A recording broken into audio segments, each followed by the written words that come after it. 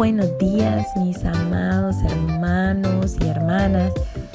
Estamos un día más para poder deleitarnos en la palabra del Señor, para poder venir y escudriñar y meditar en su palabra y recibir esa revelación que solo de Él puede provenir, que su Espíritu Santo sea el que a través de su palabra también nos venga a hacer reflexionar y a convencer de aquellas cosas que no están bien en nuestras vidas, que podamos aprender acerca de los ejemplos grandiosos que la palabra nos da, ejemplos de bien para seguir y ejemplos de mal para no seguir y huir de ellos.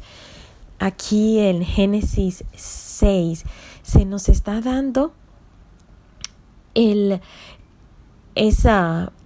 trata acerca de esa maravillosa historia de Noé. Creo que desde pequeños nosotros tenemos una historia fija en nuestras mentes y en nuestros corazones. Quizás era nuestra historia favorita, que era sobre el arca de Noé.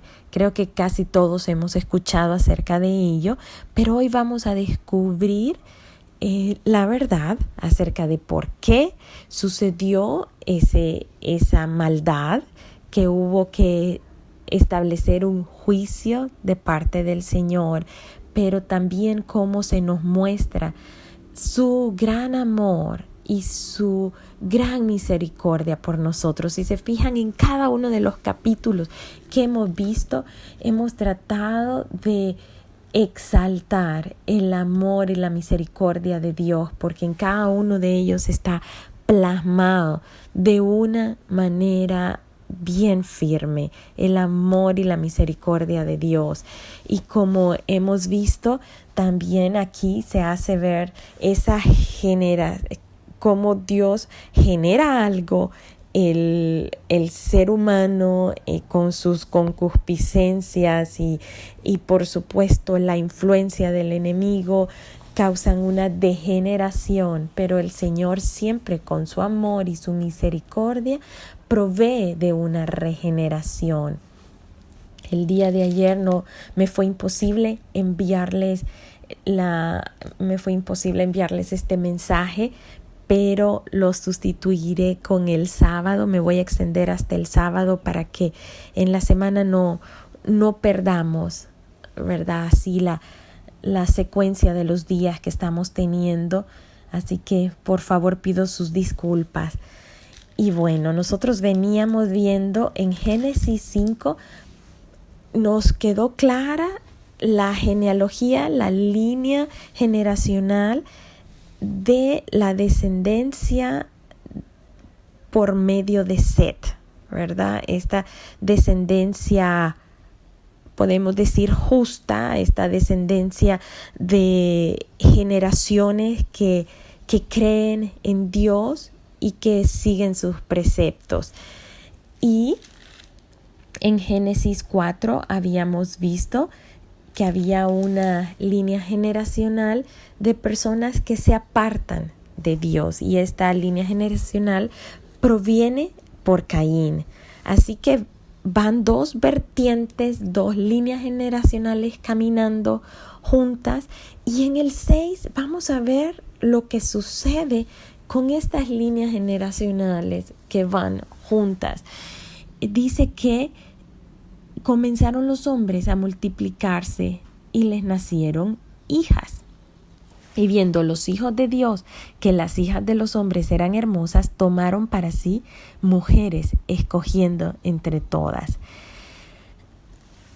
Hay dos teorías bien fuertes de grandes estudiosos bíblicos, de grandes estudiosos de la palabra, que no se ponen de acuerdo a quiénes se refieren entre los hijos de Dios y quiénes eran las hijas de los hombres. Hay un grupo de personas que tienen una posición bien firme en que estos hijos de Dios se refiere a la descendencia de Set, la línea generacional, podemos decir, buena, y que las hijas de los hombres se están refiriendo a la descendencia de Caín, podemos decir la línea generacional de maldad. y que ellos se unieron y se mezclaron, y entonces empezaron a surgir esa multiplicación de maldad de la cual se habla en Génesis 6:5, que dice que la maldad de los hombres era mucha. Dios la vio y vio que todos los pensamientos del corazón de ellos era de continuo mal. Podemos pensar que esto puede ser una posición lógica, una posición apropiada. Lo extraño es que de esta unidad se dieron estos valientes, que dice que fueron varones de renombre, y se está hablando de gigantes en la tierra, gigantes que quizás medían de 3 a 3.5 metros. Entonces puede caber en nosotros la duda de que de una misma naturaleza humana se pudieron dar otra naturaleza de seres más grandes, más fuertes, más valientes, más altos, que quizás Goliat era provenía de esta naturaleza, ¿verdad? Entonces hay otros que defienden la posición que cuando se dice hijo de Dios no se está refiriendo a seres espirituales, se está refiriendo a huestes espirituales, y que como se mezclan con las mujeres, entonces, que es hija de los hombres de la tierra, entonces se cree que estos eran ángeles, pero ángeles caídos. Y entonces pues surge la duda de que Marcos 16:5 dice que los ángeles no se dan en casamiento, ¿verdad? En Mateo 22:30, que dice que los ángeles no se casan ni se dan en casamiento en el cielo. Pero vemos que en la tierra muchas veces los ángeles sí toman formas humanas, como el versículo que les había dado, Marcos 16:5, cuando está y que Jesús ha resucitado y que llegan las Marías, llega María Magdalena, María la madre de Jacobo y Salomé, llegan ahí al sepulcro y ven a un varón con forma humana que está con vestiduras blancas y largas. Ese varón, por supuesto, era un ángel, pero tenía forma humana. Entonces, y también han habido veces en cuando ángeles se han alimentado, cuando por ejemplo Abraham les dio de comer y ellos comieron. Entonces se puede pensar que los ángeles en la tierra sí pueden tomar formas humanas. Y cuando dice hijos de Dios, usted dirá, pero bueno, ¿por qué dice hijos de Dios? Y si eran ángeles caídos. Pero nosotros podemos ver en la palabra, en Job, ya les digo qué versículo. En Job, cuando vienen, dice la palabra al inicio de Job, que llegan los hijos de Dios y que entre ellos vino el Satanás a poner, por supuesto, quejas, y ellos venían de recorrer la tierra. Entonces, sí menciona que los ángeles que se aproximan ahí a donde está el Señor, los llama hijos de Dios. Entonces, por eso es que se puede creer o se puede suponer que los hijos de Dios, cuando dice hijos de Dios, se está refiriendo a ángeles que por supuesto tienen su corazón inclinado al mal, pues están haciendo una aberración, se están mezclando con las hijas de los hombres, lo cual no era el plan del Señor. Y dice en Job 1:6, dice, un día vinieron a presentarse delante de Jehová los hijos de Dios, entre los cuales vino también Satanás. Así que el hecho de que sean los hijos de Dios, que sean ángeles caídos, o que los hijos de Dios sean la descendencia de Set y que las hijas de Dios sean la descendencia de Caín. Lo cierto es que hay una mezcla entre una línea mala, pecaminosa, y una línea buena. Y al mezclarse da como resultado el mal. Como dice Génesis 6:5, se multiplica la maldad a tal grado que en el 6 dice que Jehová se arrepintió de haber hecho el hombre en la tierra y le dolió su corazón. Este es uno de los versículos más tristes para mí cuando lo leo, porque puedo pensar en aquella alegría del Señor cuando Él dijo todo lo que había hecho era bueno, cuando había formado al hombre con tal amor, lo había hecho con sus propias manos, lo formó. Yatzar, ¿se acuerdan esa palabra en hebreo que significa moldear? Él moldeó al hombre del polvo de la tierra, puso su aliento de vida, sopló aliento de vida en el hombre. Y aquí está el hombre multiplicándose en la maldad. Y le duele el corazón a Dios. Aquello que había sido una gran alegría, ahora es un gran dolor en su corazón. Como el de un padre cuando ve que su hijo está perdido, está alejado de lo que es correcto o está sumido en cosas que le están provocando daño. Y el Señor le duele en su corazón de ver que esa maldad nos está sumergiendo en una atmósfera en donde hay continuo dolor y daño. Así que Dios dice en el 7, voy a raer de la faz de la tierra a los hombres que he creado, desde el hombre hasta la bestia, el reptil, las aves, pues me arrepiento de haberlos hecho.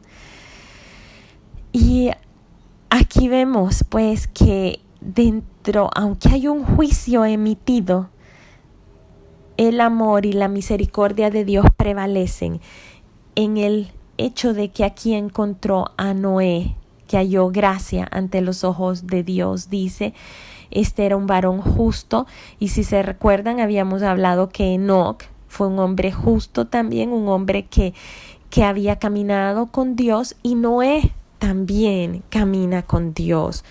Así que vemos aquí que el bisnieto, Noé, bisnieto de Enoc, sigue ese mismo ejemplo de su bisabuelo y camina con Dios. Y Noé tiene sus hijos, tiene su familia, pero la maldad paralelamente está caminando hacia un punto en donde la tierra se corrompe. Dice en el 11, la tierra está llena de violencia, la tierra estaba toda mala, estaba corrompida, dice en el 12, porque toda carne había corrompido su camino sobre la tierra. Y aquí vemos la injerencia que los seres humanos tenemos sobre la tierra, la influencia, cómo nosotros hemos atraído esa corrupción, esa maldición a la tierra misma. Y entonces viene pues ahora la regeneración hacia la tierra, ¿verdad? Esa misericordia de Dios siempre, y tiene un plan, y el plan es el diluvio. El plan es quitar de la faz de la tierra todo lo malo, aún la tierra misma, porque está corrupta. Y esa la idea cuando él se la plantea a Noé de que debe de hacerse, y le da una orden que debe de hacerse un arca de madera de ciprés, y de que debe de hacer aposentos o nidos o compartimientos dentro de esta arca, y que debe de cubrirla con brea por dentro y por fuera. Y le da instrucciones precisas de cómo hacerla. Le dice que va a tener 135 metros de largo, 22,5 metros de ancho y 13,5 metros de alto. Esto, para que tengamos todos una idea, es como un campo de fútbol profesional. Pueden imaginarse el campo, la cancha del del estadio, por ejemplo. De ese tamaño más o menos era el arca de un edificio de 4 pisos de alto. Así que el arca viene a ser un lugar de refugio, le da las instrucciones precisas, cómo hacerla. Y fíjense que Noé, a pesar de que nunca había visto caer lluvia, porque si se acuerdan habíamos visto que había un vapor que subía de la tierra nada más, y eso pues traía humedad a la tierra y la suficiente agua para que pudiera elaborar su proceso de fotosíntesis y de alimentación, las plantas.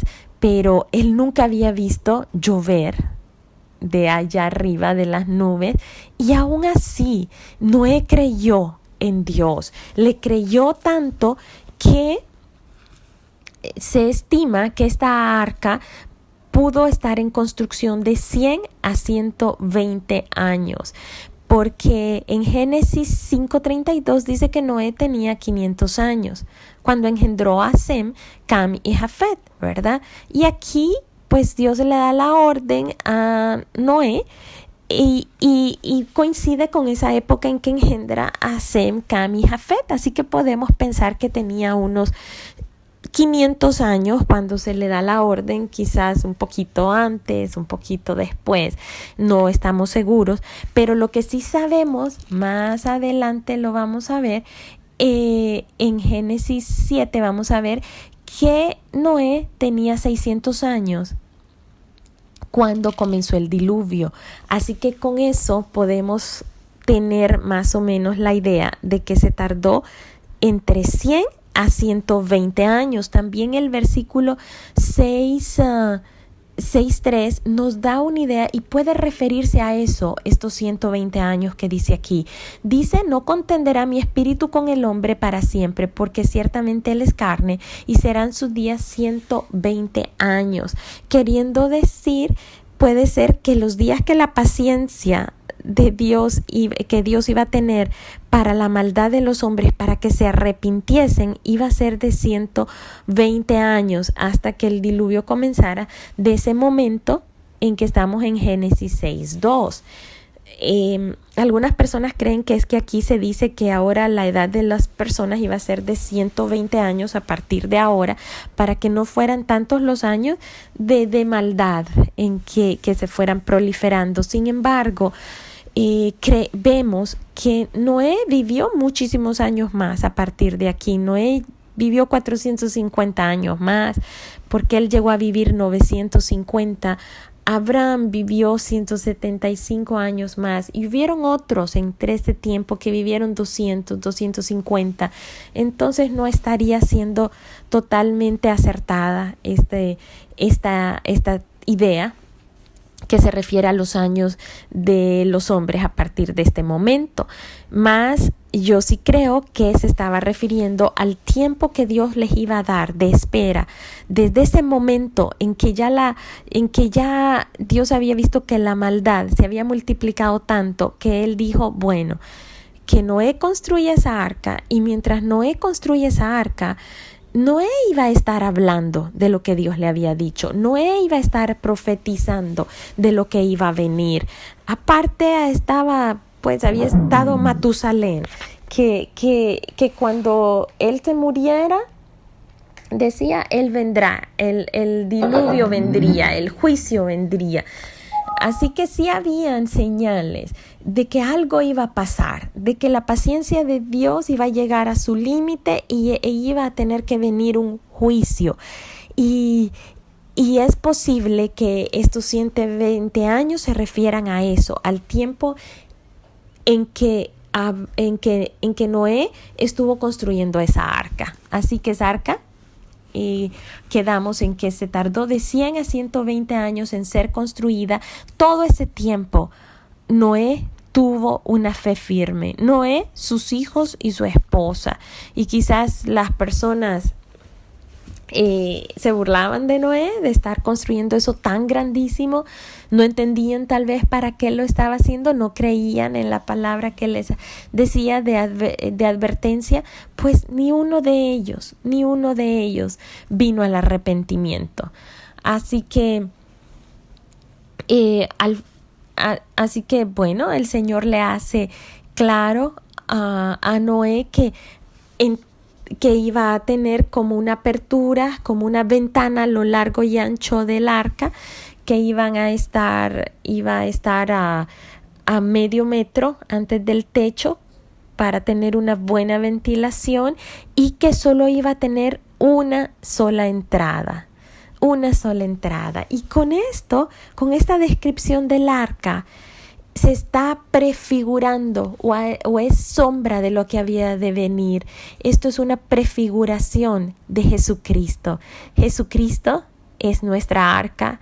Este tiempo en que la maldad se ha multiplicado es muy parecido al tiempo de Noé, en que se están dando cosas insólitas, en que ya no hay compasión de los unos por los otros, en que las familias mismas, hay contienda, hay pleito,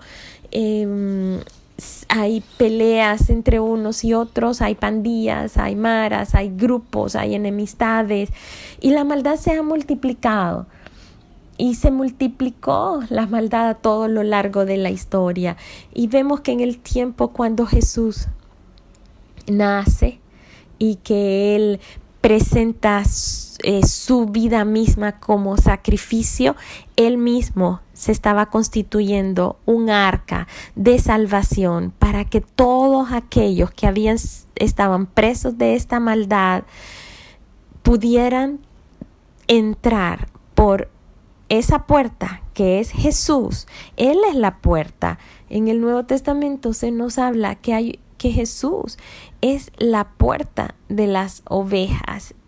Así que Jesús es nuestra entrada a la salvación, y nosotros podemos tener ese acceso a esta arca con venir a sus pies en arrepentimiento y creer en Él, y vivir posterior a eso una vida de sumisión al Señor. Entonces, imagínense, desde este tiempo ya Jesús estaba siendo evidente en la historia de la humanidad. Él como esa puerta, salvando a la humanidad de tan terrible juicio de destrucción. Así que esto es lo que Génesis 6 nos está simbolizando, es lo que Génesis 6 nos está mostrando. Hay una gran degradación moral en este tiempo. Hay una búsqueda por refugios, y terriblemente estos refugios muchas veces son lugares equivocados, son lugares de droga, de sexo, de maldad, de pandillas, por ejemplo. Son todos lugares de refugio en donde el hombre va buscando llenar ese vacío que hay en el corazón. Pero quiero decirles que el único lugar en donde podremos ser llenados de todo vacío en nuestro corazón es allí, es en el refugio de su arca, es en ese lugar de su presencia, es en el lugar en donde está su misericordia y su gracia. El arca, que más adelante vamos a ver, pudo navegar por sobre las aguas de la destrucción. Esa es el misma arca que está disponible para nosotros hoy. Es Jesús mismo aún en un mundo en donde hay tanta destrucción, tanta tiniebla, pero en Jesús nosotros podemos estar a salvo de una vida de destrucción o de una muerte. En Jesús nosotros no tendremos muerte. No tendremos muerte. Lo único que habrá es una mudanza en lo físico, pero tendremos una vida eterna con Él, de estar en Él. Él es nuestro refugio.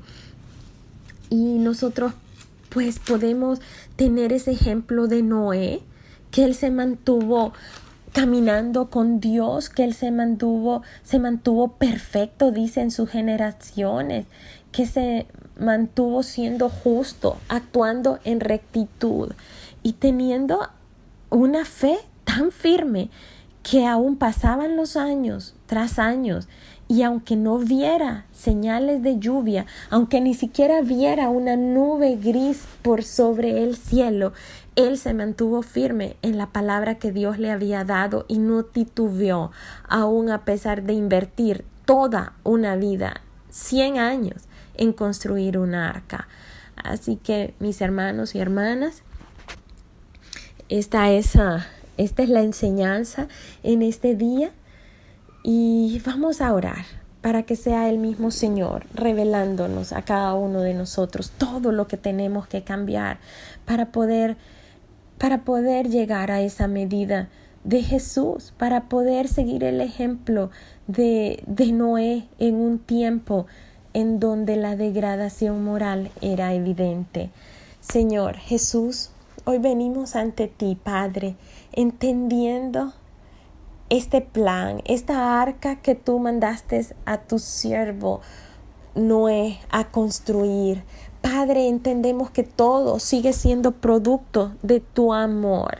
Entendemos que sigue siendo resultado de tu misericordia y de tu gracia en favor de la humanidad, de tu creación, Señor. Padre, queremos caminar contigo en este mundo. Queremos ser como ese varón justo, Señor, que a pesar de que había mucha maldad y quizás muchas tentaciones y quizás mucha inclinación al mal que trataban de atraerlo, él no se inclinó ante esta tentación, sino que siguió firme ante ti, ante tu palabra, Señor. Padre, queremos seguir firmes ante ti, poder escuchar tu voz como lo hizo Noé, ser obediente como lo hizo Noé, que siguió al pie de la letra las instrucciones que tú le diste, Señor. Aun y cuando quizás había cansancio en su cuerpo de estar construyendo un arca, solamente él con su familia. Padre, que cada una de las familias que estamos hoy escuchando esta palabra podamos levantarnos en rectitud ante ti, Señor, en sumisión ante ti, reconociéndote como nuestro Señor y como nuestro Salvador, de manera de poder entrar por esa puerta que es Jesús, hacia tu presencia eterna, Señor, y que aun cuando viniesen olas y viniesen mares y viniesen tempestades, nosotros en ti estaremos seguros, Señor. Gracias, Padre, gracias por revelarnos en esta palabra, Señor, cuánto dolor causamos a tu corazón cuando actuamos de acuerdo al mal, Señor. Padre, no queremos causar un dolor en tu corazón, queremos serte agradables, queremos agradarte a ti como lo hizo Enoc, el abuelo de Noé, y como lo hizo Noé mismo, que te agradaron a ti, que se acercaron a ti creyendo, Señor, creyendo que tú existes, que tú eres real, que tú eres poderoso, que tú eres amoroso, que tú eres nuestro Padre, Señor. Gracias, Padre, te amamos, Señor, y te damos a ti toda gloria y honra en el nombre de Jesús. Amén y amén.